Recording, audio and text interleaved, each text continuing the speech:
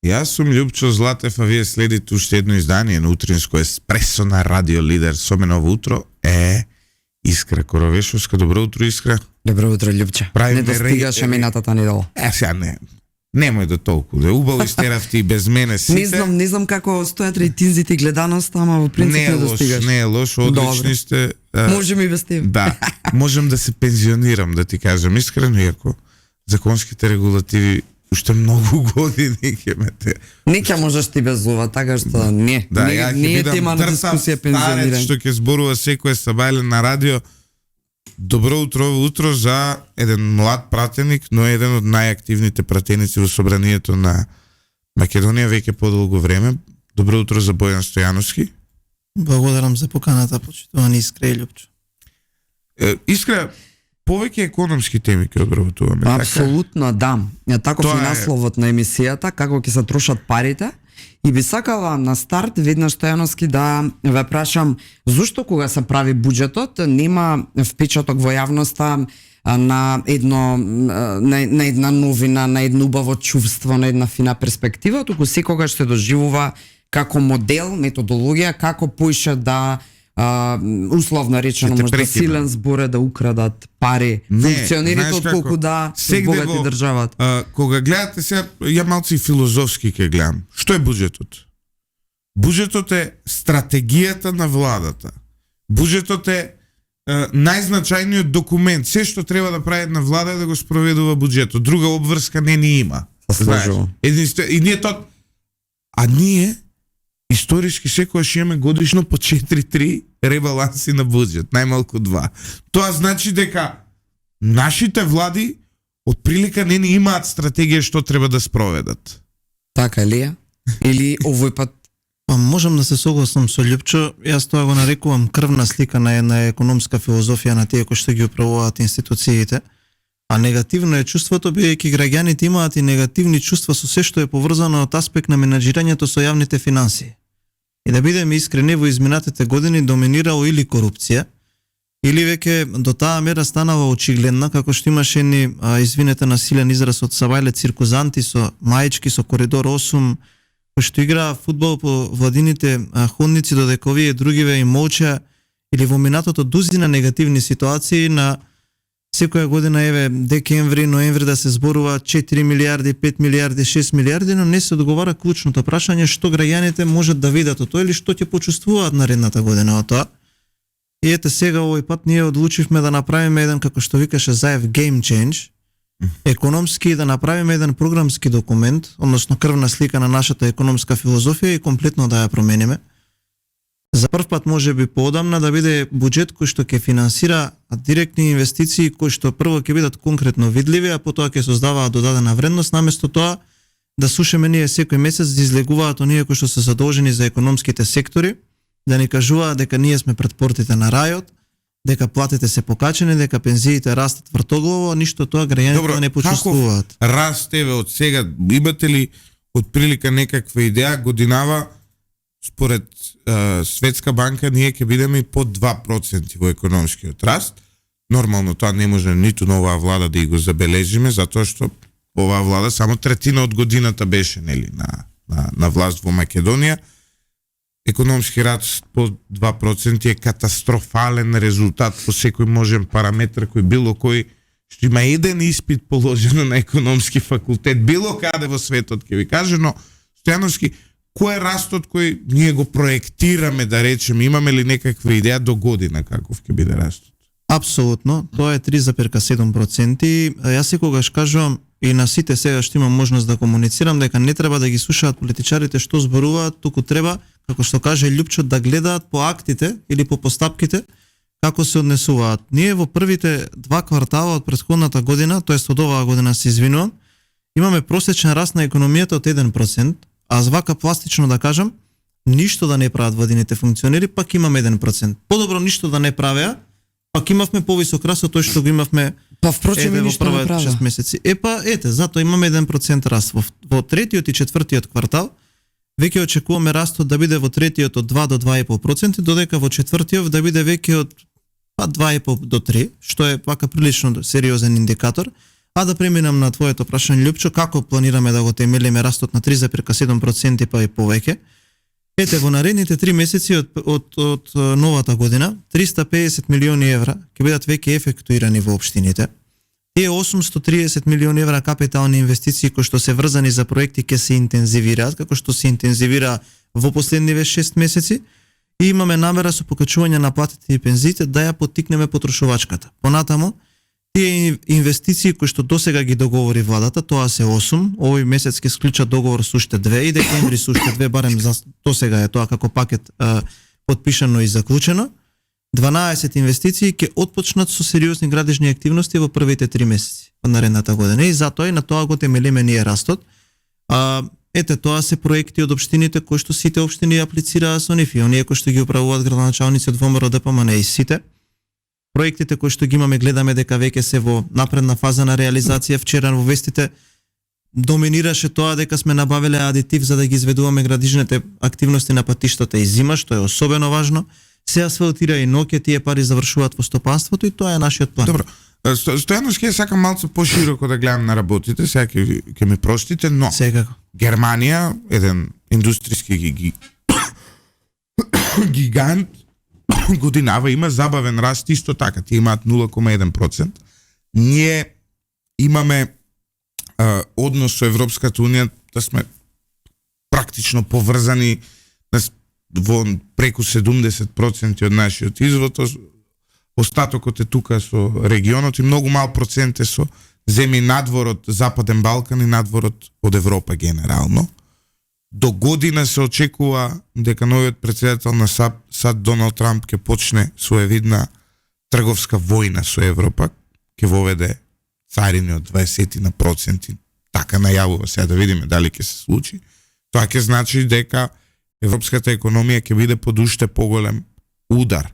Како може ние како земја која сме буквално зависна од европската економија да очекуваме стабилна проекција на нашиот раст кога живееме во целосно небезбедни економски времиња за целиот свет генерално.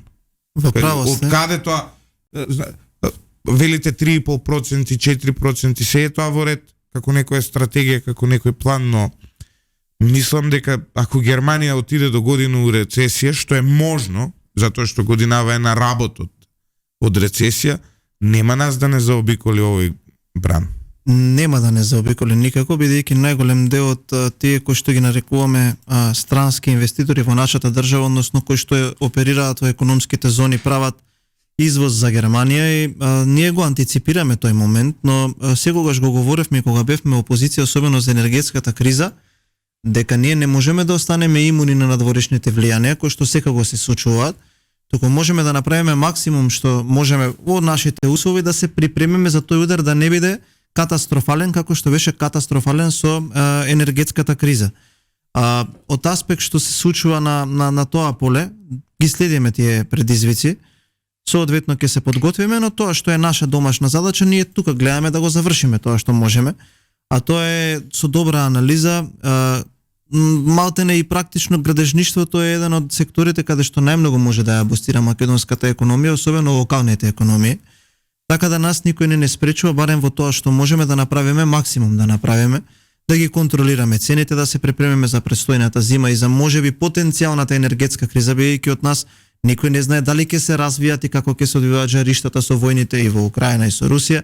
Вие добро знаете дека тоа е еден дел од многу сериозен интегрален дел од енергетскиот европски сектор, така да тие се работи што не може да ги контролираме, но тие што може да ги контролираме со соодветни навремени мерки ќе гледаме да се подготвиме за да не биде тој удар катастрофален по нашата економија. Искра? Да. Јас сакам Мислам малку дека да тебе ти е време сега. Да. Сакам малку да се концентрираме на некои работи кои навидум звучат популистички, верувам дека имате соодветни објаснувања за истите.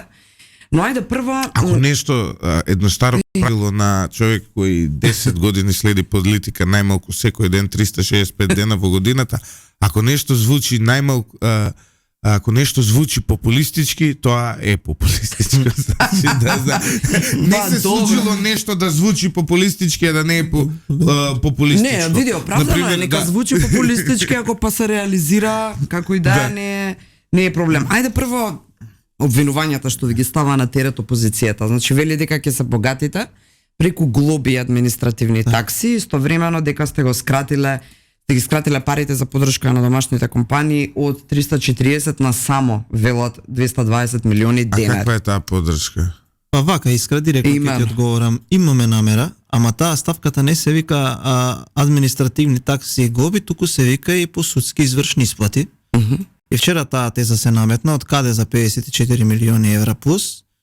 Па ете, имаме право да извршиме некои пресуди тука во општеството кои што се актуелни и на некој кој што ги украл парите да му се вратат назад во државниот буџет, и од таму планираме. И не планираме да се договараме, да се преговараме под маса за некои одредени политички услуги, туку тој кој што е лопов, тој кој што краде од граѓаните, тоа да го врати во државниот буџет, и од таму планираме таа ставка да биде покачена и мора луѓето да разберат. Не, нема да ставаме ние бројчани клубче, ние ќе градиме автопати, болници, училишта, затоа што тој што градеше бројчани е можеби еден од тие на кој што оваа држава и овој правен систем треба да го запраша од каде тој пари за пентхаус во Дубај и балкански звезди да му пеат. И мислам дека во оваа држава принципот на неказнивост треба да престане и некој треба да покаже дека е сериозен. А ние покажавме дека сме сериозни заради тоа што ако ги видите вие трите институции кои што се одговорни за полнење на буџетот, УЈП, ЈПДП и царината, секаде имате зголемена наплата од 20 до 40%. Тоа значи дека тие пари биле некаде во системот, ама некој не ги наплаќал. И од таму планираме од аспект на второто прашање. Мора буџетот, кога го гледате и тие кои што ви ги пишуваат, говорите ако сте лидер на опозиција, малку повнимателно да го следите, бидејќи многу лесно може да ве однесат на клизав терен за потоа да станете предмет на посмев во јавноста. Кога ќе видите програмата за поддршка на малите и средните предпријатија или економскиот систем, вие ќе сватите дека е повисока за цели 11 милиарди денари, односно 91%, и дека средствата од таа намена се пренесени во инвестициони вложувања. Таму ставката е за 250 милиони денари поголема. Таму се тие пари. Значи лоши брифери има. Па лоши брифери имате, знаете како да го земете говорот, јас не го зборувам ова субјективно, јас затоа секој што ве прашам да затоа ги повикувам на седна работа. Ова е медиум кој што е ценет, почитуван, и ова е јавен простор каде што ние ги кажуваме нашите размислувања. Еве ги замолувам до 10 часот, нека издадат едно партиско сопштение или нека извадат Богданка на прес и нека каже ете Бојан, Љупчо, Искра лажеле од таа страница на буџетот, таа ставка е за толку намалена. Ова го зборувам под целосна одговорност. Ние и во собрание им го кажуваме исто на тие луѓе. Ама замислете каков парадокс па таму се случува. Министри кои што ја управувале владата, која што економски буквално ја руинираше нашата држава, за кој што имаат 150.000 гласови, сега ви објаснуваат вас како требало да се позиционира еден буџет. Намалувањето на јавниот долг, односно опаѓањето на 56,9 е благодарение на оно што го зборувавте или? Апсолутно. Фискална консолидација, вие се сеќавате дека ние прво го направивме ребалансот не заради тоа што ние требаше да обезбедиме пари за некои проекти, туку буквално заради тоа што фалеа 5 милиарди денари за редовна исплата на пензиите без покачувањето од 2500 денари. Не достига средства за плати за некои институции за кои што по 4-5 месеци немаа земено. Зошто е тоа така? Затоа што тие на почетокот на годината го конструирале буџетот за да нема толкав дефицит, да кажат еве ние правиме економска консолидација, знаејќи дека за 6 месеци ќе мора да се прави ребаланс, ама дефицитот е постигнат во 71%, што значи дека парите беа испотрошени. И сега не можеме ние со едно такво однесување ние на ваков начин да се однесуваме, ај што е несериозно, туку мислам дека не треба да се води политика на ваков аматерски начин. Добро, затоа сте тука да објасните Апсолутно, сепак. да. Нивно е да макар и да не знаат што зборуваат, ама да провоцираат. Тоа ви е вас во прилог да може да поентирате, односно да се објасните. Па и тие треба нешто да кажат, затоа се опозиција. Може да ве прекинам со еден breaking lifestyle. Може. Панчо ДНК се откажа од надпреварот за маш на годината.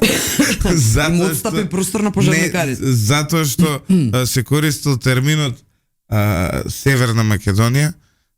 Мене прво самиот маш на година, тоа е толку глупо нешто, такво нешто не знам како да.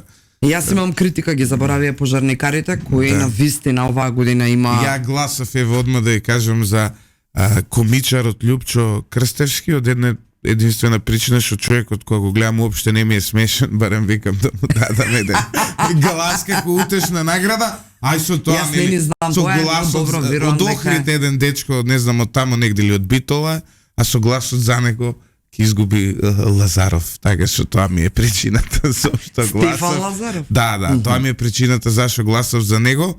А доколку сакате, почитувани слушатели, пишете на Facebook и може и вие да гласате на оваа неверојатно глупава награда. Лјупчо Златев не би бил ако не е ваков стил. Значи, доколку сакате да учествувате во нешто што е крајно идиотски за човековиот памет, за тоа дека некој на Facebook може да гласа Маш на годината и дека постои воопшто на Маш на годината. Маш на годината е нормално. Ти се доживуваш веројатно и дома како Маш на годината. Не, јас на годината. Годината ми е премала димензија, јас одам. Не постои категорија време година. Не постои кај мене категорија, постои категорија век, категорија деценија Маш на најмала. векот Лјупчо Златев. Се извинувам што ве прекинав, продолжите. Да се вратиме на буџетот. Со буџетот. Да.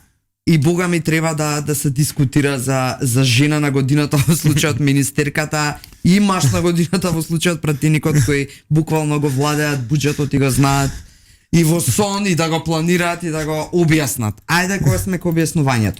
284% е зголемен износот за програмите за земјоделство и рурален развој. Ова звучи подобро од фантастично и пофантастично од фантастичното. Кога ќе ги видиме овие 284% зголемување на парите за земјоделството, како ќе ги видиме? Што значат 284%? Така, па веќе од 1 јануари, бидејќи се подготвени програмите и веднаш ќе се пристапи со финансирање на истите, бидејќи огромен дел од територијата на нашата држава или региони географски, земјоделието е и основна дејност и практично можеме да видиме дека во изминатиот период беа навистина дискриминирани и заборавени. Се ова не е флоскула што јас го зборувам, туку сепак суверенот е народот и тоа се проверува на избори. Така да и во земјоделието, и тоа се знаете како фантастично зголемени проценти, што дури на некој кој што би го бранел буџетот му е незгодно да го зборува. Но ние кажавме дека токму на ваков начин со зголемување на продуктивноста кај граѓаните и со навремено и соодветно алоцирање на тие земјоделски субвенции, што е особено важно за нас, да можеме и тука да го зголемиме приносот на тоа кое што е производство во земјоделието, за да можеме да влијаеме некако на цената на храната, која што е еден од основните контрибутори во инфлацијата, која што сами си ја направивме пред година и половина, бидејќи гледате што се случува во маркетите, и дека тоа е навистина безобразлук и затоа ние сакаме да најдеме сите можни начини како животот да го подобриме и животниот стандард.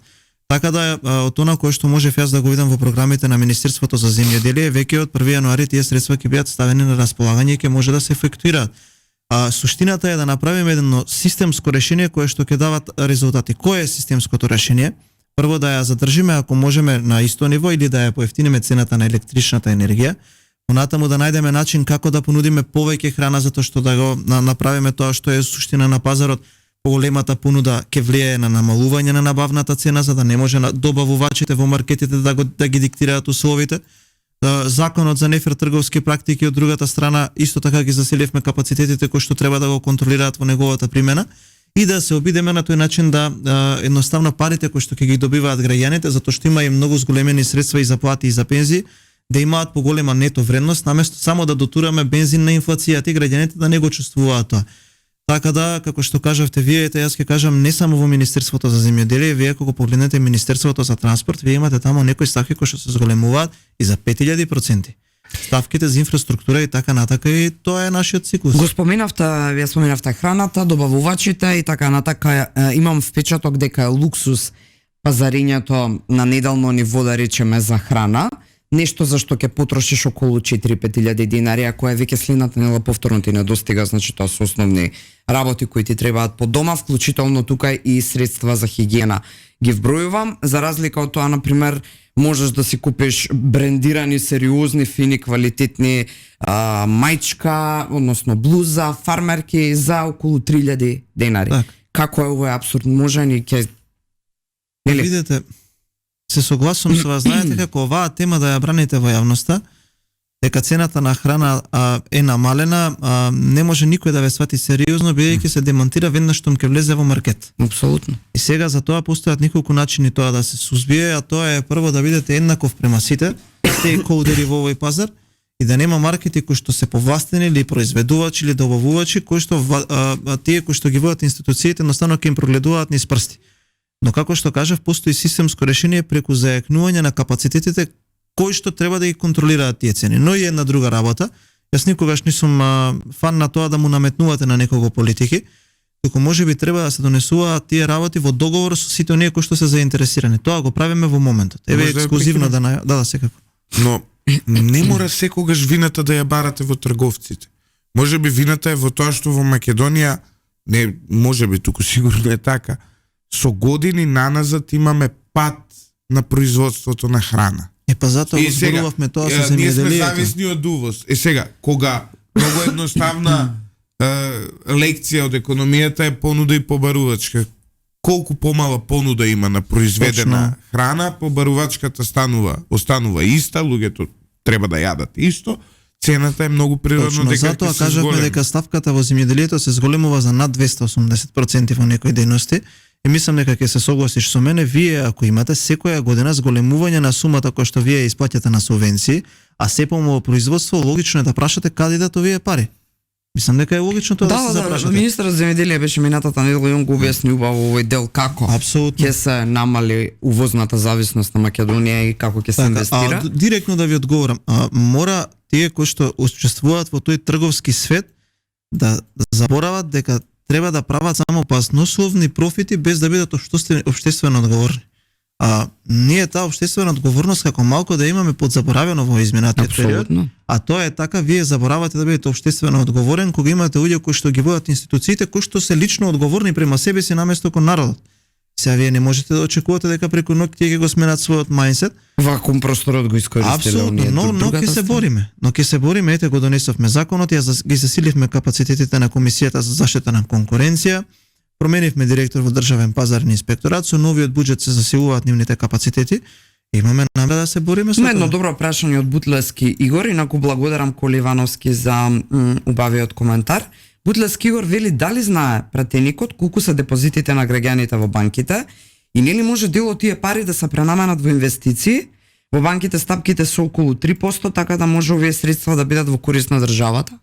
Да, се сложувам, тоа се депозити кои што можеби ако не се користат во промет, голем дел од нив се користат, бидејќи на тој начин функционираат банките, но тоа кое што е останато и кое што не се користи, токму затоа и премиерот дава такви изјави дека не можете вие да давате каматни стапки од 4,9% и неповолни услови да очекувате дека граѓаните ќе ги капитализираат тие проекти.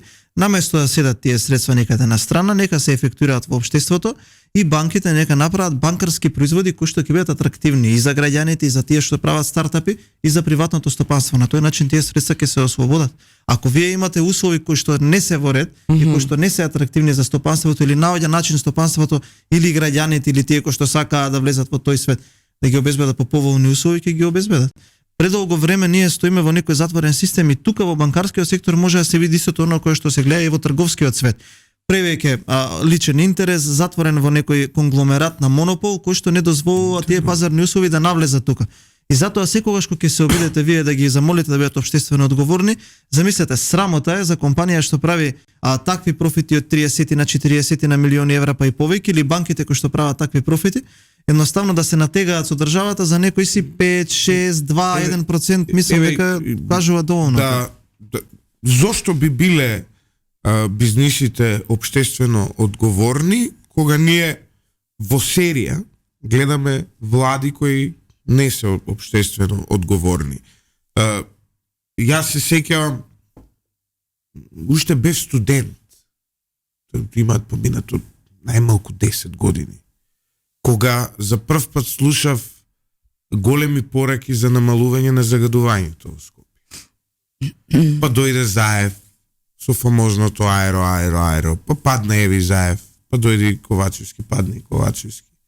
Сега еви вие сте на власт, но никој досега не ми покажал реална стратегија, никој не ми покажал реални резултати, ако сакате, во кои што загадувањето на во Скопје ќе биде под 100 PM10 честички тој индексот. Сега прашањето ми е, Стојановски, кога оваа влада конечно ќе одлучи да прави крупни реформи во делот на ова? Затоа што ова не е поврзано со земјоделието, но е поврзано и со земјоделието. Ова не е поврзано со здравствениот систем директно, но е многу поврзано со здравствениот систем, затоа што ова епидемија на рак која имаме доаѓа во голем дел поради ова. Точно. Вие не може во 2024 година се уште да се возат онакви канти кои чурат. Не може се уште да се грееме на Има дрва една во информација Скопје. дека има уште еден запален автобус изутрината дете на 57. Значи, не може да се возат стари автомобили, не може да се греете на нафта на дрва.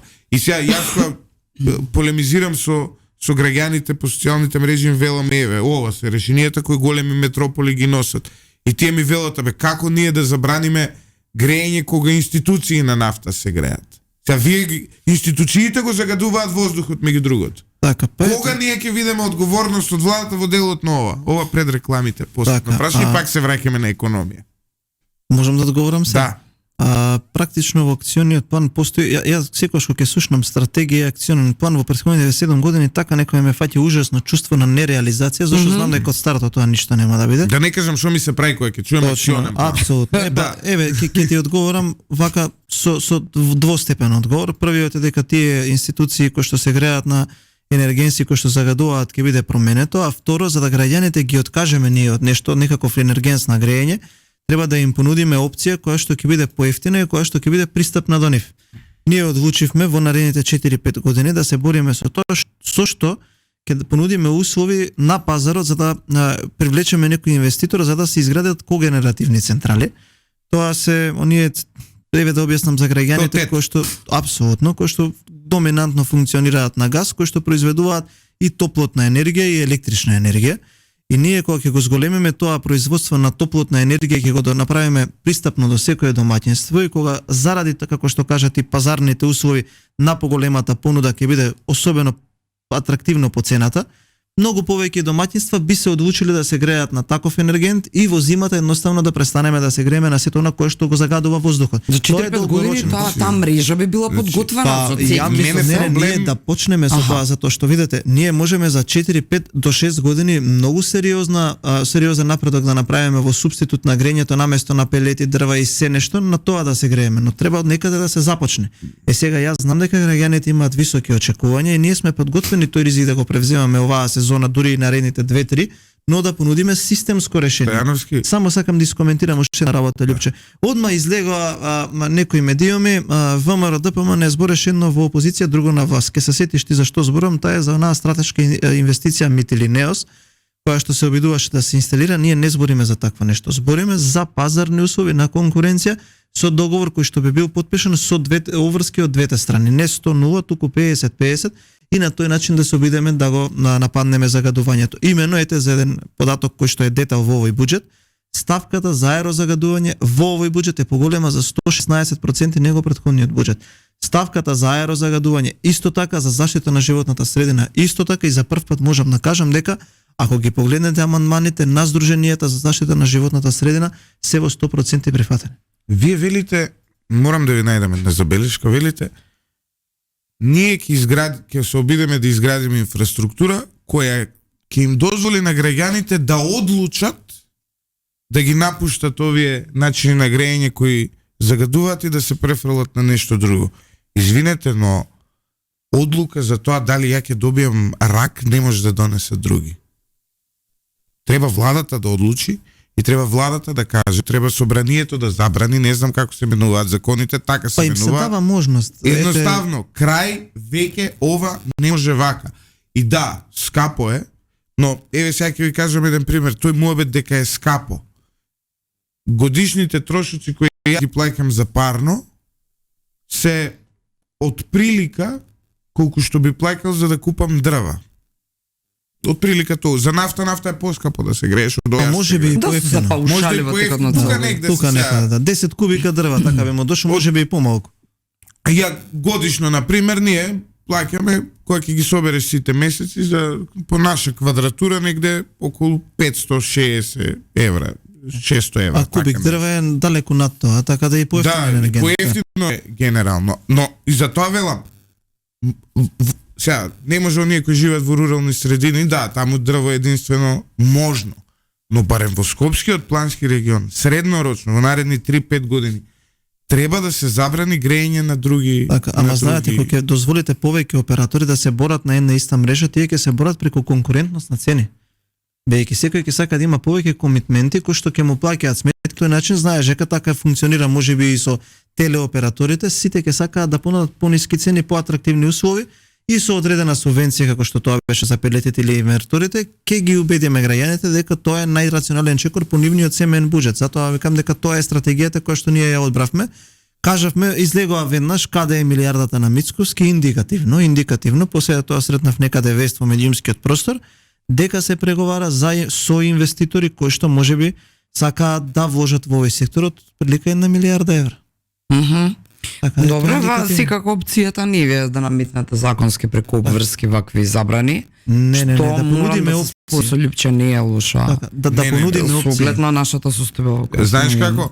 Мислејќи за добробитот на рейтингот, политичарите не прават многу ретко, прават храбри да. Значи треба да се најде некој маж да рече па добро бе нека ме симнат од власт за година дена, ама дај да ги оправаме работиве, да направиме. Сите направиме. го дишаме воздухот. Не. Значи има една серија на работи кои мора да се сменат. Сабајле возиш, пред тебе неверојатно чурење од стар автомобил и така натаму. Треба во Скопје више да се регулира тоа дека автомобили пред, не знам, 2010-та, 2014 и така натаму да нема поскапи регистрации, да има да се дестимулира. Да, но тоа е крвен систем врзан со нефункционалноста на јавниот превоз, наш проблем. Да живеев во голем град, ќе го имавме тој проблем. Ние зборуваме за град, од кај до кај да тргне за саат време. Ама сепак зборуваме за нешто што вие како одговорна институција која што треба да работите за да го подобрите животот, да им дадете опции, па потоа да гледате репресија на граѓаните. Вие не можете да бидете репресивни во некој однос, а да не им понудите опции на луѓето. Повеќе ќе ве сакаат после прво репресија, по после кога ќе им дадете опција. Па добро, не се согласувам за повеќе ќе ве ќе па види опција ни даде. Одиме со кратка пауза за реклами, се враќаме во вториот дел во кој што пак ќе зборуваме за економија и за политика. Ово утро претседателот на владата Христијан Мицкоски ќе остави средба со синдикатот на здравството. Во 10:30 ќе се разговара на теми поврзани со подобрување на стандардот на здравствените работници. По завршувањето на средбата за медиуми ќе има прес од Мицкоски во центарот за медиуми, во медија центарот на владата на Република, сега веќе за жал Северна Македонија. Се враќаме назад, нешто од Сабајле гледам одредени препукувања, тензии на релација Бујар Османи Албин Курти. Бујар Османи ја осуди изјавата на косовскиот премиер Албин Курти за албанскиот јазик во Македонија, нарекувајќи ја скандалозна и штетна. А што поточно? Искрено не знам. Османи појасни дека Курти ја подкопува точката од Охридскиот договор која регулира употреба на албанскиот јазик во Македонија, која е причина за измена на уставот во 2001 година. Според не знам што изјавил Османи, македонската страна сметала дека албанскиот јазик треба да биде официјален само во општините со над 20%. Не знам што кажал Курти, јас не следам. Стеновски, нели е како да кажем, срамота во состојба каде што цел свет зборува за полиси. Зборува за политики на подобрување на животот, зборува за политики за вакви работи, како да се вложи во образованието да биде подобро, во здравствениот систем, како да го среди загадувањето, па имаш земји каде што имаш регулативи за одржливост, за екологија, кои што се многу радикални за луѓето да имаат поквалитетен живот, да јадат поквалитетна храна и така натаму. Ние уште да се занимаваме со јазикот, со балансерот, со дебалансерот, со вакви работи. Со теми од 19 век. Нели за мене лично е разочарување, како у Дизниленд се осеќам. Знаеш, ние имаме слон у собата и не го гледаме слонот, се занимаваме со некакви тривиални работи од типот како ќе изгледа документ што е двојазичен.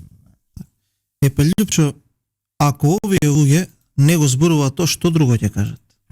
Што имаат тие како некаков успех или нешто постигнато во политичкиот живот по 20 години на власт да зборуваат за нешто друго освен за ова?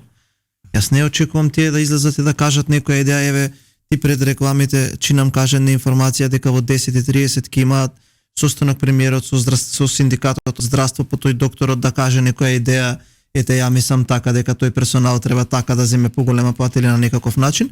Ова се темите, мислам тоа е толку нецивилизирано да таа една група, една каста на насилни криминалци ги гледаме сега шетаат низ државата закачувајќи банери команданте, спремни сме и така натака, а од друга страна гумат такви прогресивни политичари со европски идеи и замислете нивната коалиција се нарекува Европски фронт. На иста линија со ова и Лјупче што го зборува и вие Стојановски е всушност дека единствена реакција на тема буџетот дуи има пред 5 дена, толку, а констатацијата им е дека е дискриминаторски буџет од владата без етнички легитимитет. Па извинете, Искра, денеска почнува... Не ги слушаме. Не, денеска почнува амандманската расправа.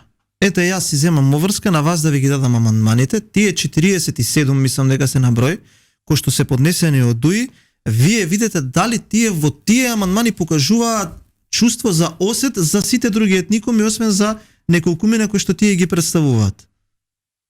Сега ние зашто треба да зборуваме? Замислете се, да сте 20 години на власт и од местото кое што вие доаѓате, ако идеме веќе на едно такво ниво, да нема канализација, вие да имате најголем дел од местата каде што доминантно ве гласаат луѓето, а не сте им обезбедиле елементарни услови за живот, и вие ќе се занимавате со вакви теми, па што друго ќе кажете вие? Зашто не кажат колку болници им изградиле на тие луѓе кои што ги гласаат 20 години? Па бидејќи не им изградиле. Заради тоа што во Радуша нема амбуланта, а ги гласаат луѓето. Зашто не им кажат колку градинки им направиле да излезат пред граѓаните, колку водоводи, колку канализации? Па само пред 2 години ние го гласавме кај мене на комисија, јас бев претседател на комисија за финансирање и буџет, и ја ставив таа точка во договор со тогашниот претседател, сегашен премиер, за 200 милиони денари во Липково да им се направи водовод и канализација на луѓето. Премиерот вика и тие се луѓе недостоинствено живеат, баталете ги овие 18 години кои што испокрадува, дајте на некаков начин да им се помогне на луѓето. Сега ние треба со тие луѓе да разговараме на едно цивилизирано ниво.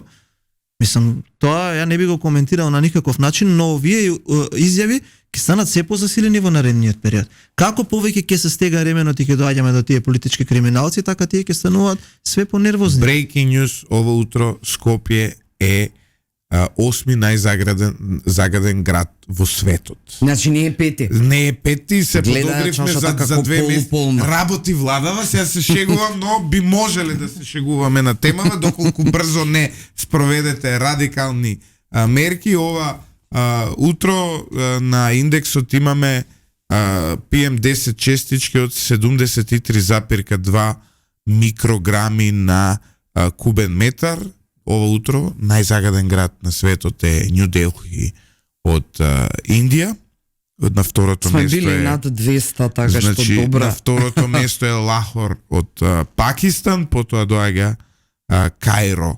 Ние сме на 7-то место, веднаш за нас, 2 места позади нас се наоѓа Сараево како утешна награда од Балканот, но убедливо најзагаден град во регионот. Ако по нешто сме лидери сме по загаденост.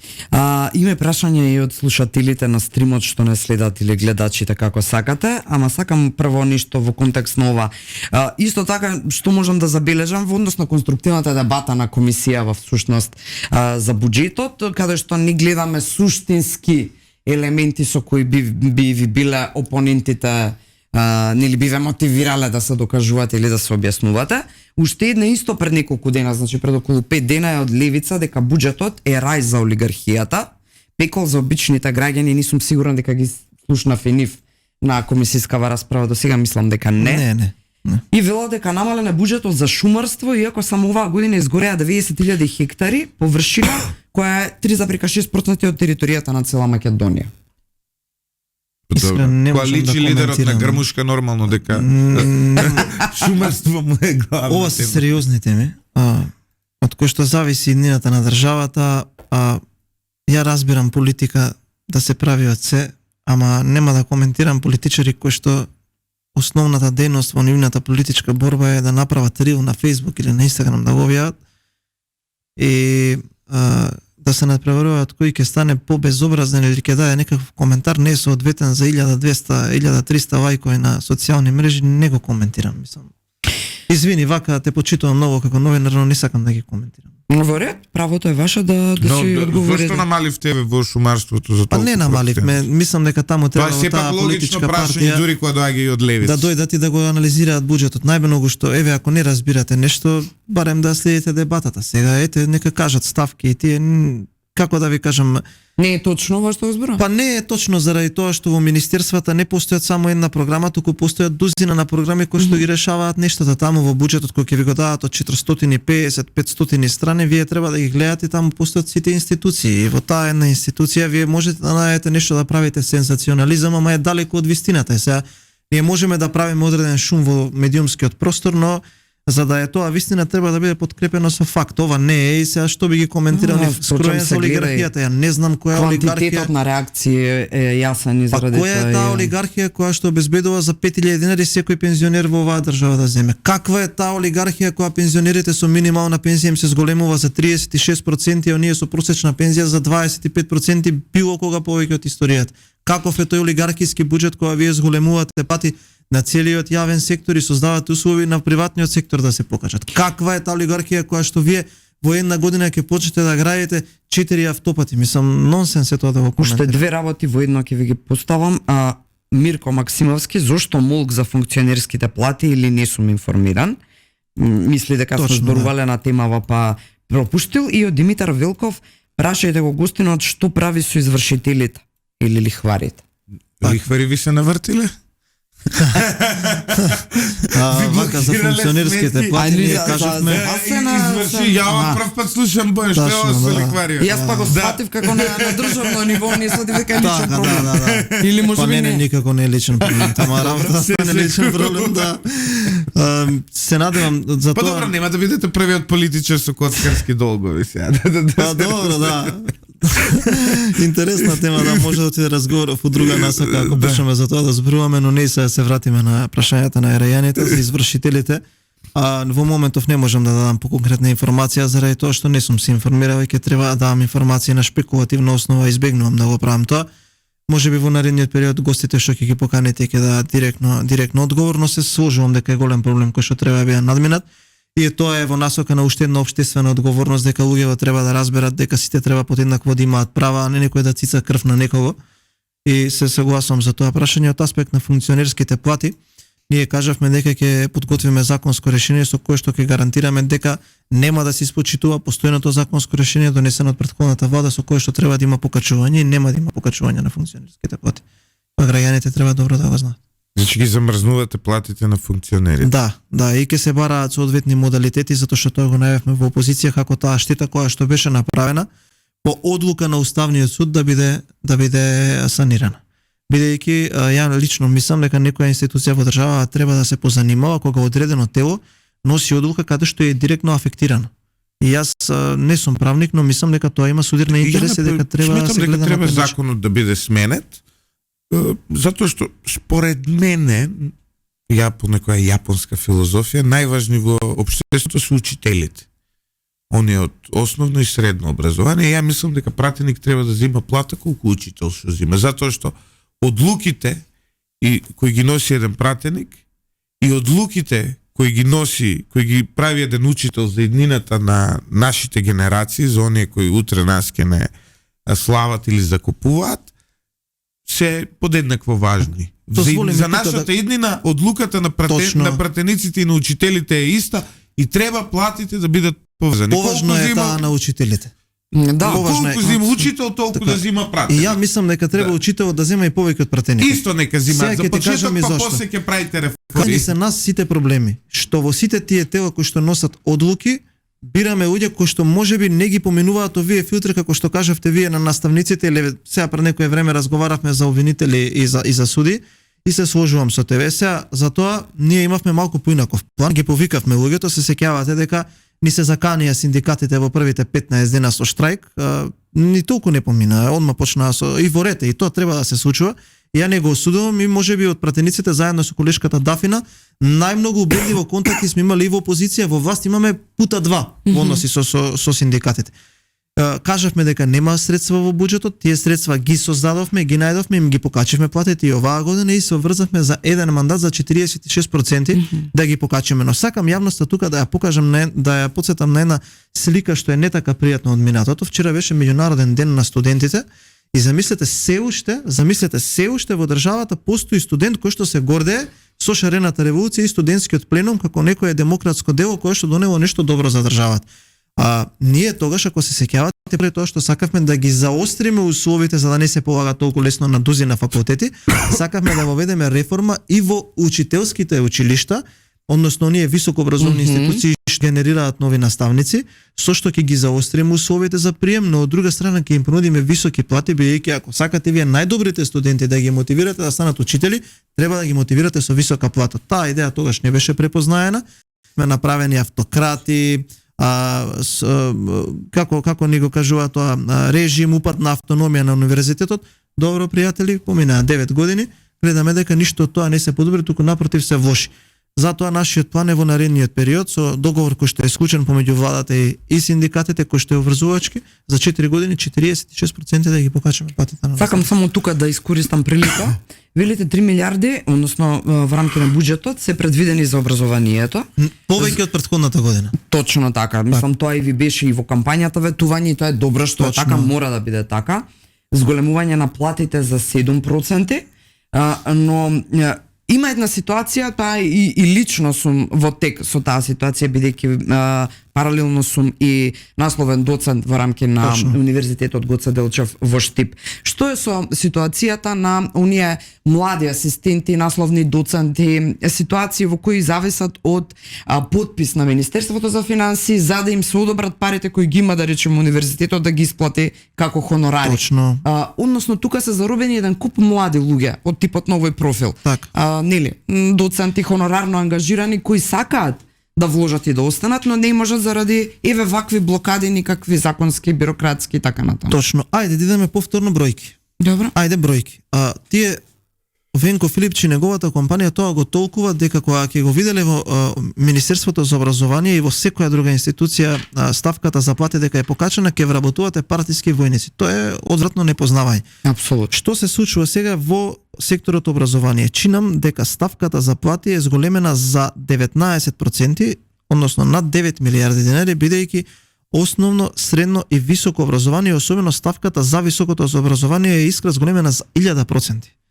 Тоа се претпоставува да ваквите отворени прашања бидат надминати и професорите во високото образование согласно колективниот договор да добијат покачување на платите. Може би конечно ќе почнат да пишуваат трудови професори. Сега да одговорам, импакт фактори, да одговорам и за тоа. За кога ќе го видат ова, конечно да почне да работат. Искрено мислам дека освен честни исклучоци не го прават тоа баш сите, бидејќи секогаш кога ќе вие се обидете нешто да направите некаква промена во високото образование, одма напаѓаат, бранејќи се со некој автоимун систем на одбрана, вие ја загрозувате автономија на универзитетот. Ако сакаш автономија, ако сакаш да имаш автономно обвинителство, судство и универзитет, ама да ги трошиш парите како ти што мислиш, а народот да те плаќа, да имаш 2% доверба и континуирано да го рушиш образованието, тогаш ти, друже, треба да бидеш повикан на одговорност и некој да те праша до кога вака.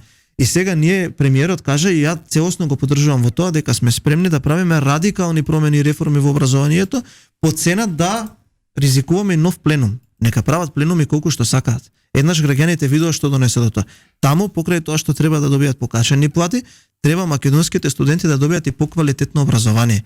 Бидејќи не може вие само да барате поголеми плати, поголеми издатоци, повеќе процент на финансирање од државата, а на Шангајската листа да не сте ниту во прирачникот кој што издаден и кој што го носи наслов Шангајска листа. Мора да вратиме соодветно со факултет. Реципроцитетно делување, обврзување. А инаку тие отворени прашања ние сакаме да ги решиме, да ги надминеме и токму затоа е таа ставка поголема. Значи сме обезбедиле средства, ќе ги засилиме приходите, ќе наплаќаме повеќе даноци, ќе најдеме начин на таа сива материја во општеството да им ги земеме парите и да ги легализираме во буџетот, на таа сметка да вложуваме во образованието. Не само во инфраструктура, туку и во најсериозните капитални инвестиции, тоа е во човечкиот фактор во образование. за по еден албанец археолог на секој истражување. Едно од најголемите глупости која сум ја Апсолутно. прочитал. Ја не мислам дека тоа беше сериозна вест, мислам дека тоа беше вест која што е вака Onion News, односно спинувана од страна токму од тој од таа група Не на беше луѓе која од- што вие ја видовте. Не беше од Армен Таравари изјава тоа. Па не мислам дека е изјава од тоа. Пресериозен е човекот за да дава такви изјави. Мислам дека такви изјави приличаа за во минатото, кога некои луѓе со мајчки со коридор 8 се шетаа тука и ни објаснуваа дека треба да се радуваме на успесите или вртеа на сред емисија во живо на нивни блиски пријатели, или еве еден ваш пријател, еден новинар кој што го ценам, кога го прашуваше од каде возило, ми го позајми пријател, тоа е подценување на интелигенција на граѓаните, ние тоа не го правиме. Да, апсолутно. Мене Апсолутно. никако лоши пријатели, имам никој да ми поземи некое добро Порше. Така, а инаку пријателот кој што Да. го поземил аудито, видовме дека е инволвиран во дел од тие некои односи со институциите, со тендерирање и така да и веројатно и возвратена пријателската услуга. Така да еве ако би Тоа требало мора во да се тој дух, држат, тоа е вистинско пријателство. во тој дух и во твојата Значи- смисла на хумор да се изразам, добро внимавајте на кого му правите пријателски услуги, може добро да ви се возврати. Вистинско Во пријателство. Да. Има Така Артан да. Груби на вистина да му подзавиди човек. Тоа е изгледа- Јас имам многу пријатели, но Па ете, Лјупче, дозволи ми очигледно уште не една се така реченица. вистински пријателства. Ете да кажам, мислам дека во наредниот период ќе се покаже дека тој човек знаел како да се грижи за собствените пријатели. Да. Да, па ќе видиме. Ова е интересна најава, истовремено човекот е и професор по новинарство, што е исто еден феноменален Колега момент. твој Искра. Да, и Вие сте ти у Македонија, ти и Артан ќе се Груби. воздржам Надеж, да бидам последната така. надеж на македонското новинарство. Искра Се Коровешовска и Артан Тој Груби. молам не ме стави иста реченица со Артан Груби. Лично се имам позанимавано со неговото CV, така што не верувам дека свесен млад човек кој влюбен и ќе во професијава би се предал во рацете да биде едуциран од Груби, како и да е тука ќе завршам, не ми дозволува нивото, интегритетот. Да Пред Само сакам последното да му одговориме на Локмани дека зошто уште нема пуштено мој дедова, јас колку што знам се исплатено до петокот. Не, ќе одговориме. Аха. Најголем дел е исплатено, не е пуштено мој ДДВ, бидејќи и таму, како и за повратот на ДДВ, се правеа сериозни анализи, бидејќи има индици за одредени злоупотреби. И ако имало злоупотреби, најмалку што може да го направи едно одговорно раководство на одредена институција да направи анализа каде парите на граѓаните оделе, бидејќи на сметка можеби за господинот Лимани и такви честни граѓани наплатувале такви средства од државниот буџет и граѓани кои што немале толку честна намера. И ние сакавме да направиме ревизија да сме сигурни дека тие средства одат кај тие граѓани кои што заслужуваат. Јасно, добро. Пред Поздрав до последната Локмани. серија на прашање од Искра, да повториме веста на денот, Панчо Шорти се откажа од на преварот за марш на годината, вели дека тој би требал да биде во, затоа што бил 168 сантиметри висок, треба да спаѓа во категоријата мажиња. Искра? Па. Многу е интересна оваа дебата. И знаеш што можам да забележам? Дека кога залауфавме народски речено во темиве, во комбинација со твојов прескок на тема маш на годината и гледаност не, ритми. ама секогаш Тука мора да никако- бидеме такви, мора да останеме доследни. Ако Ги зборуваме за релаксираме луѓе во сепак бројки и некој. економија цело време, јас можам и тоа, верувајте, тоа ми е професионална деформација, но доколку зборувам само за тоа, ќе зборуваме на еден јазик кој нема да го разберат нашите слушатели, така што, еве, мажиња, ова е веста која не потресе ова утро сите. Добро, уште едно до две евентуално сериозни, ако може Одиме така да се понатаму, нарече. да. Еве, имаш и прашање од Бутлески Игор, зарем ти не се пријави за маш на годината? Не, ја немам таква. Јас сум И поздрав до пратеникот, млад, еден од најдобрите политичари во Македонија. Јас поделувам Перо Ангелов. јас поделувам woke идеологијата, така што немам Не, ти кажа дека за век би се кандидирал евентуално немам маш на разлог векот. да влезам во вакви како се вика работи. За мене родот и полот е флуктуирачка нели категорија и зависи од тоа колку ти се оди у веце. Значи генерално Може би треба една ваква емисија. Да. Барем пред новогодишно Не, тука па чисто може да земе некој од LGBT заедницата. Ја би сакал за овие работи да ги Да, зошто да не? да ги Зошто споделиме. да не? Многу имаме постојано се хетеродоминација на радио лидер, мислам дека тоа треба малку и да се замени. Стојановски, Филипче вели се да сама нема да го гласа буџетот со кој владата ќе го зголемува долгот и партиски ќе вработува во администрацијата. Тоа е едниот дел од прашањето. Од друга страна, 200 амандмани, денеска почнува амандманската расправа, конструктивни ли се воопшто? Има ли материјал за кој може да се дискутира во амандманскава расправа на база на овие? Меѓу другото се само од нив? 200 амандмани не, само 307 има вкупно, има дел и од владиното мнозинство, има ЕДУ, има од левици и од СДСМ. Јас ќе ве потсетам на еден добронамерен совет што премиерот му го даде на Венко Филипче на седницата за пратенички прашања. Многу внимавај тие околу тебе, зашто те носат во длабокото. Видете, секогаш опозицијата и кога имала реакции, опортуно политички гласава или воздржана, но никогаш не гласава против. И ќе ретерира од таа одлука, ќе видите дека ќе ретерира бидејќи треба на тој начин да направи еден наратив дека гласа против повисоки плати, пензии, капитални инвестиции и така натака. Од аспект на тоа за амандманите, ќе ви кажам само два примера и вие ќе сватите колку се сериозни во тоа што, тоест три, во тоа што го нудат. Благој Бочварски поднел амандмани за подобрување на условите во железницата. Оливер Спасовски поднел амандман за подобрување на условите за работа во полицијата по висока плата, како и Љупчо, внимавај, ете ти ова добро ќе го фатиш, подобрување на процесот за издавање на патни исправи. Оливер Спасовски таков амандман поднел. Љупчо Николовски поднел амандман за подобрување на состојбата во земјоделие. Јас сум дека нив треба за советници да ги земете. Зошто? И тоа треба добри пари да им се платат. Еве, предлог до премиерот Мицкоски, треба за се поврзано со работата на полицијата, на пасоши, издавање за такви работи, да му се дават по 2.500-3.000 евра плата месечно на Оливер Спасовски, за се што ќе ви каже да направите обратно. Обратно, да. Значи, и ќе имате неверојатни резултати како влада. Истото важи и за Љупчо Николовски. Го викате за земјоделие. Се што ќе ви каже, правите обратно. Вие тоа зошто да им платат кога и сега ги кажуваат абсурди без пари, па има. Значи луѓе бесплатно го прават. Ете има уште неколку ќе ги споменам. Валандова е општина каде што втор мандат тие има градоначалник. Да.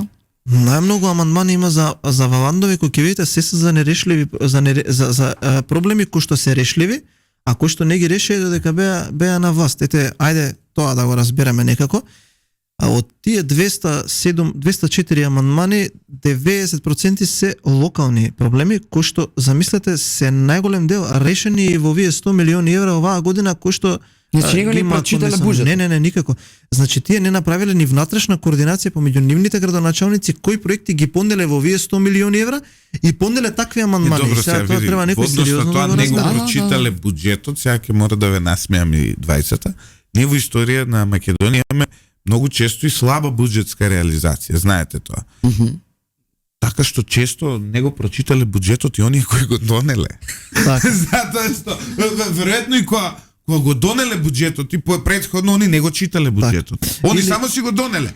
А затоа што за да го реализираш нели буџетот, треба да го знаеш, треба да знаеш, да го имаш у глава. Сега ти си министер и треба да пребацуваш од ваму се таму. согласувам со вас. Еве ајде да збориме за денешниот прв амандман. Ете сега од 12:30 имаме комисија, ќе почнеме со амандман со кој што замислете СДСМ, кој што склучува општи колективни договори, потоа ги лажеа работниците, ги бркаа на квоти од работа. Се сеќавате какви протести имаше? Побарале 3 милиарди денари повеќе за почитување на колективните договори и за покачување на плата на државната управа. И ова не е толку лошо ако не навлезете вие во суштината. Никако не е лошо, звучи страшно. Не, замислете која е суштината за да ви кажам со какви непознавачи имаме работа. Ставката која што тие ја навеле и сумата која што навеле, во буџетот има зголемување за 10 милиарди денари за повеќе плати. А тие бараат само за 3. Со што практично ако им го прифатиме нивниот амандман, треба не само што нема да имаме средства за да им ја покачиме платата на работниците, треба да ја намалиме за 7 милиарди денари. Сега јас треба да отидам во 12:30 да ја објаснам на Славјанка, на Оливер, на Љупчо, на Благој Бочварски, на Бисера Стојчевска Костадиновски, на таквите како нив дека тоа е погрешен амандман. Замислете сега со кого си имаме ние работа. Ако го прифатиме тој амандман, не само што нема да има покачување, туку ќе има за 7 милиарди денари помалку средства за покачување на плати. Но тоа е што е. Сега ќе се бориме, ќе им објаснуваме. Тие се цврсто уверени во тоа, тие веруваат во тоа што го прават, како да не биле на власт. Вие кој ќе им кажете, чекај човек, зашто ти тоа не го направи кога беше министер, ти вели, остај го тоа е во минатото, сега е ново време и два аргументи имате, тоа е дали ќе го прифатите името и што ќе направите со уставните измени. Мислам, ниско подвојно. Тривијалности. Значи, во однос на најважните настани за иднината на нашата земја, на 24 ноември во сабота ќе се одржи 30-тиот конгрес на СДСМ, на кој ќе се избере новиот централен одбор и ќе се зборува за идните политики на компанијата, на партијата, се извинувам. Не си далеко од вистина. Добро, сега знам да утнам ја. Не дека, не утнаваш. Не дека за ВМРО компанија не важи. Да бидеме вака искрени, но види, не важи како за СДСМ во секој случај. Но очигледно во Македонија сите компании кои се на власт имаат како да кажам слаби еколошки стандарди, но оно што е многу интересно и јас го имам како информација дека постои огромна веројатност овој централен одбор, овој конгрес и да пропадне. Да биде дебакл, да. Да, од една единствена причина што се помалку од тие кои се делегати треба да бидат таму, се пријавени и сакаат да учествуваат. Тоа е оно што јас го имам како информација и постои веројатност Филипче воопшто да нема кворум да избере било што. Ќе видиме што ќе се случи, како ќе изгледа. Како што да имаше кворум на извршниот. Прв пат во историјата мислам да имате политичка партија која што ВДО да не може да собере кворум за еден конгрес да одржи. Ама тоа е порака од членовите на СДСМ кон тие кои што ја водат партијата, бејќи пречесто се случуваат работи и луѓе кои што се инкриминирани обидувајќи да се спасат себе си од одговорност да ги киднапираат партиските позиции за да утре кога правдата би ги стигнала да велат дека е политички прогон. Има тама многу честни луѓе со кои што јас сум во секојдневна комуникација. Сега сите ние се познаваме и знаеме на лица кои за кога така. И сме разговарале за тие прашања и фактот е тоа што можам да го кажам како очекување и што го знам како информација. Во раководството нема да има никој од пратеничката група, со што треба и овие кои што се пратеници да се замислат со тие понуди кои што шетаат по телевизија дека се спремни за избори, дека на Филипче можеби му одговараат предвремени избори, затоа што прво ајде што ќе изгуби поубедливо од сега, но ќе се на некаков начин елегантно ослободи од сите нив кои што ги третира како товар. И затоа никој од нив, дури знаете дека по статутите на партиите, тие кои што се координатори на пратеничките групи, под сила на функција се членови на највисокото партиско раководство и ќе биде единствен пат да никој, замислете, никој од пратеничката група не биде во највисокото раководство. И тоа не е дека тие не сакаат или сакаат да дадат простор, туку им испраќа јасна порака, бидејќи сега вие да сте пратеник од мнозинството и ако одите на дебата со пратеник од опозицијата, со било кој, вие можете да го победите на една дебата само да ќутите. Ме разбирате, 60 минути само молчите, оставете го тој да збори и тоа ви е гаранција дека ќе ја добиете дебатата. Не е добра гледка. Дозволете нека зборува. Како да ви кажем, ми сега мислам дека таму има многу посериозни проблеми, ние сме подготвени, ние многу соодветно ги цениме како политичка конкуренција. На момент имаме чувство дека ги преценуваме затоа што и ние сме биле во опозиција, и ние сме имале порази во минатото, но никогаш не сме дозволувале да паднеме до едно вакво ниво каде што ни сами минимум организацијски работи едноставно не може да се операционализира. Во време на ВМРО ДПМН не се случува што не им се случи така што како поранешен член на Социјалдемократскиот сојуз, поранешен добитник успешен на кум лауде диплома од Политичката академија за социјалдемократија, како човек кој долги години е во медиумите, човек кој не знам, се образувал на запад, не сум совршен, со огромни мани, но можам да им се понудам на СДСМ во доколку го сака да го заменат Филипче, јас стојам на целосно располагање и мислам дека... Ама ти си решил да се пензионираш од новинарство, никако, што знам. Значи, јас ќе уживам да им го загорчувам животов на ВМРО-вци, така што СДСМ, доколку имате волја, доколку имате човек, еве тука имаме и знак, еве, оние. Спремен сум за кампања, влегувам и тоа е тоа. Јас мислам дека половина од ова не ти е точно. Како новинар кој беше прилично критичен кон СДСМ, успеа во изминатите години да изградам добри релации со ВМРО ДПМН, им ги знам сите слаби точки. Што е? Ама само лидер прифаќам, ништо Што друго. сега на Значи- контото на ВМРО ДПМН отиде ова што го рече, така што. Да, како? Отиде на контото на ВМРО ДПМН Кој е? бидејќи знаат да проценуваат квалитет кој не мора да е Мислам дека нивен. една работа вака не ти иде во прилог. Ја во делов на споделување на информации, не за друга. Не ти иде во прилог тоа што не си близок со Заев во овој момент. Не, Тоа не. мислам Им дека нема ти е да најголем живееш во хендикеп, хаосот да. во Дубај. Не, и јас Да, точно, да. Или Сега, па ако ги нервираш, може пак ќе сакаат да те не види, почнат ја да те правев журка подсмират во малку. Дубај ќе изгледаше многу повеличествено од она со Харис Џиновиќ. Мислам стварно. Ја немам ништо против журки у Дубај генерално. Од ја имам против Харис Џиновиќ да го видиш на журка Те у боли Дубај. Харис Џиновиќ. Значи, на толку сега слободни танчерки со војна Украина ти со Харис Џиновиќ да правиш журка на вистина е стварно срам да идам до Дубај за Харис Џиновиќ. Харис Џиновиќ може да ми дое у Валандово, знаеш. Мислам, Како за крај мислам дека поентираше и Да. одлична поракава.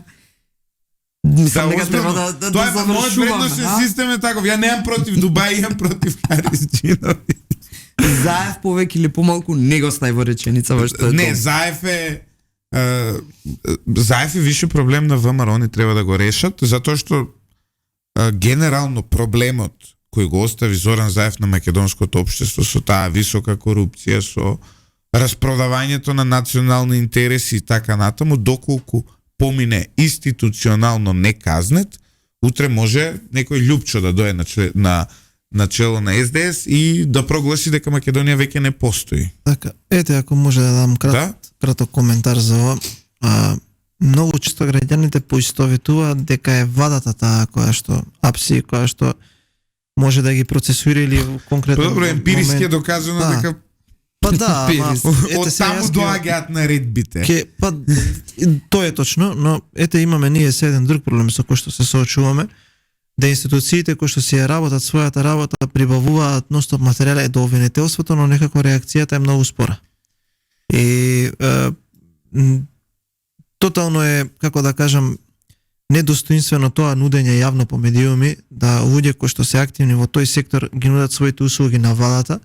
И мислам дека таму владе на ситуација на шок да никој политичар не ги контактира и не бара од нив никакви услуги, ниту па да се стават на располагање и по нарачка да гонат луѓе, но бараме тоа кое што им е донесено како материјали од државните институции со индици за сторен криминал да се процесуира. И некога ќе треба да операционализираат некоја таква истрага и да ја прибават до крај да ги фаќа стомачен вирус и да ги боли глава, да си ја завршат работата за која што се платени. И видов дека ме објавиле дека тоа правам контраспин некни на комисијата која беше општата расправа по експозето на министерката. За прв пат љупчо по 7 години дојдоа претседателката на судскиот совет и јавниот обвинител замисли да побараат повеќе пари. И покрај тоа што овој годишен буџет е највисок во историјата и за разлика од претходната година им е кумулативно зголемен за по 10% на двајцата. Како што, ете, во минатиот период веројатно не им требале пари, сега им требаат пари, немаме ние ништо проблем со тоа, нека доаѓаат и нека бараат, ние ќе комуницираме со сите, но јас кажав дека како пратеник нема да гласам за буџет, да ми се дадат народни пари на некого кој што има 2% доверба, кој што гледаме дека доминираат вести како се влечат меѓу себе за уши за тоа кој ќе стане член на управен одбор или кој ќе биде претседател и недостоинствено не срамат пред очите на меѓународните партнери и пред самата јавност, нека да наместо да бараат повеќе пари, прво да гледаат да си ја завршат работата и да ги почнат постапките и операциите за одговорност кон оние кои што се огрешиле. Затоа што материјали има многу. Вие да сте еден јавен обвинител во држава во која што имате ревизорски извештај каде што во секоја страна е констатиран криминал, а да ви е доставен од институција која што 9 пати позитивно е спомнато во извештајот на Европската комисија, треба да се запрашате што правите и каде ја движите институцијата која што ја водите. Затоа што на крајот од денот секој еден од нас кога ги води институциите не треба само да гледа да наплати нешто од тоа, туку треба да знае дека работи за своја сметка од аспект на личен интегритет, лична репутација и за својот личен образ. Веројатно се свесни дека ако во минатото ги обезбедувале парите на друг начин тие што им не достигале во случајот, сега се свесни дека можеби тоа нема така баш да функционира, па ви бараат повеќе пари. Искрено им дадовме понуда, ете ајде нека направат еден акт обвинителен кој што ќе биде добро поткован, ете судиите нека судат така како што тие сметаат дека најпрофесионално ќе се завршат за работата, Ајде да почнеме со конфискација, па ете тие 54 милиони евра се доволни кои што ќе ги наплатиме од судски спорови, да ги пренесеме до двете институции. Нека почнат да си ја вршат работата, нека почнат да го полнат буџетот на граѓаните од украдените пари изминатите 7 години. Мислам дека е одлична поинта за крај, ако се сложуваш. И за крај искрен да соопштиш веста на денот. А тоа е што пропуштам. Дека Панчо дека се откажа од избора за март на годината. Значи неверојатно. На луѓето има можеби преку глава никогаш од сериозности, па сакаат малку да уживаат и вајда и затоа ова не е читано. Да, И не, затоа е веста на денот ова утро А почитувани како доаѓа слушатели. нова година, знаеш, сакаме да се Како доаѓа нова година? Добро, видов дека е номиниран и Стојанчо Ангелов и мора да кажам дека од сите присутни он најмногу таму личи на Маш, вака сега да бидам. Ќе видам листата, и немам видено, еве ме испровоцира 100 Други пати треба утро. да проверим Ќе во кој видам. тоалет одат. Останете почитувани слушатели со Благодарност 98,1. Благодарност до Стојановски, ќе ни прости што малку зачинивме со сеир ова твое гостување, но економија без сеир ова е нов жар, сеироекономија. Благодарам за поканата, чест ми беше што бев гостин ваш. Уживавме кога дебатираме со човек кој има знаење, кој ги владае работите и кој на крајот на криштата некако звучи сугестивно и не уверува дека работите ќе бидат вака како што ги зборуваат. Благодарам. Утре во Радио Лидер ни е човекот кој кога го водеше Манав не беше чајджилница, заедно сме со Сотир Костов, со кој ќе полетаме во уште една политичка анализа на дневните случувања. Во четврток сме со Драган Милосављевиќ на тема трговски војни на Трамп со Европа. Имаме еден експерт гостин, а во петок за филозофијата на животот ќе разговараме со Агим Јонус. Останете со Радио Лидер, следете на YouTube, следете на Facebook, читајте lider.mk, размислувајте слободно и некако дишете во 8-миот најзагаден град на светот.